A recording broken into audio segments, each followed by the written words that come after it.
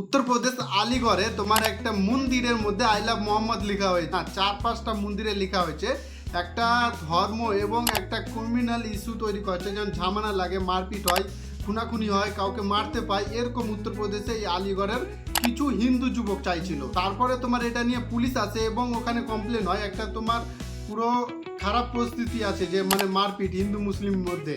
তারপরে পুলিশ দেখে যে ওখানে যেটা লেখা আছে আই লাভ মোহাম্মদের জায়গায় একদম বাজে ভাষায় লেখা আছে, এরকম মুসলিম ওইভাবে লিখবে না, মুসলিম লিখলে একটা ভুল হবে, কিন্তু এতটা ভুল হবে না।